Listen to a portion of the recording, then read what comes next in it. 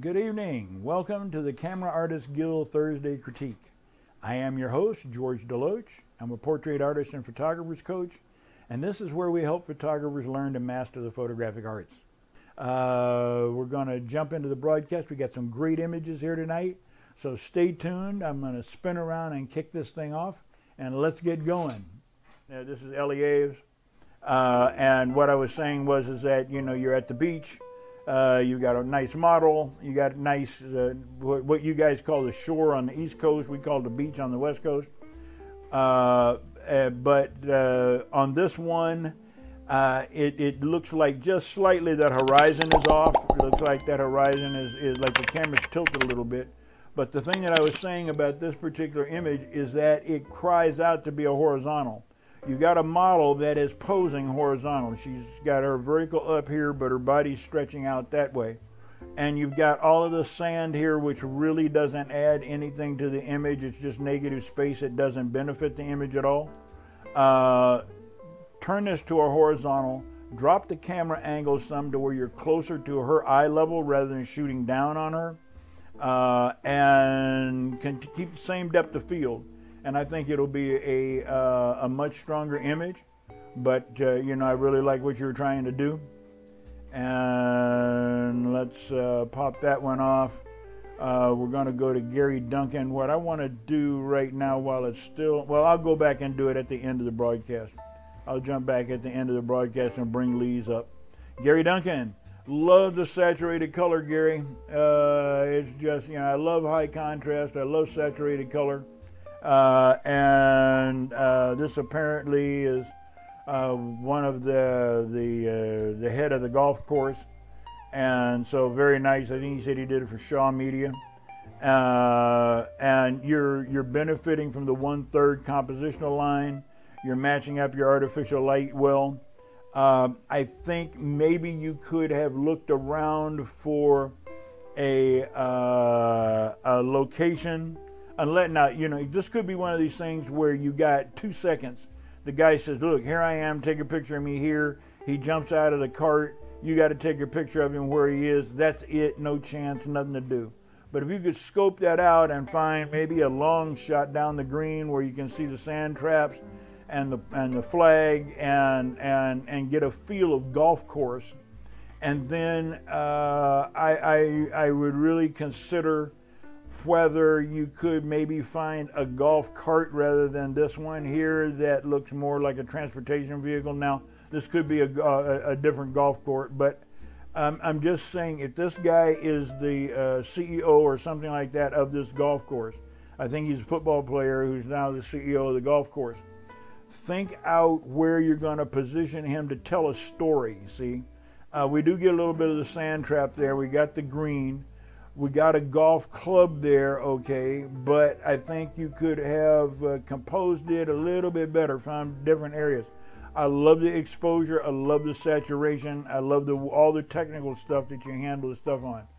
But doing editorial, you want to make sure that image tells a story to people who don't know what's going on. Somebody just looks at it and you want them to go, oh, that's a golf course.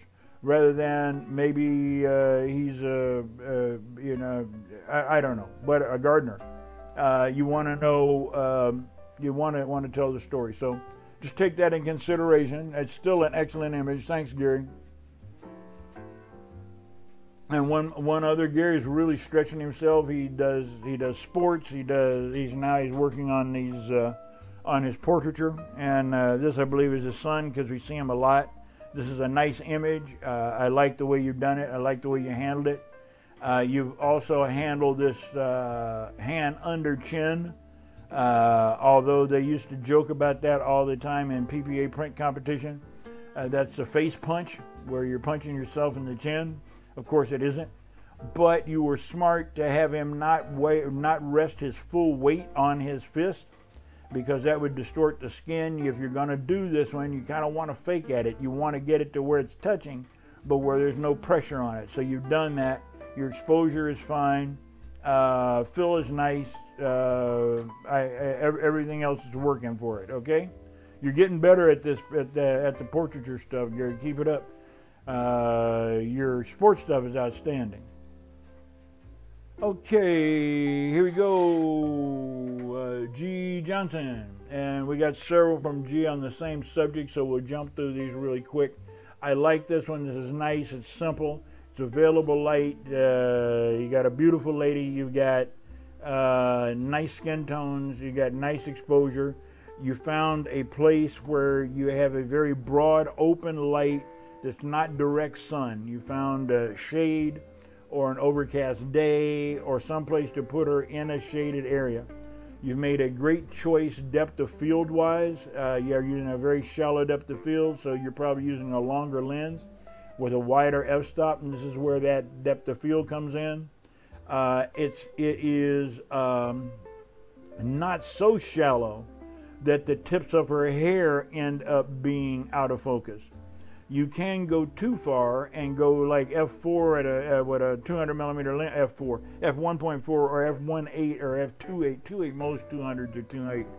Let's get your numbers right. Let's say you go 2.8 at 200, and that might literally cause the ends of the hair to be frizzed or look out of focus.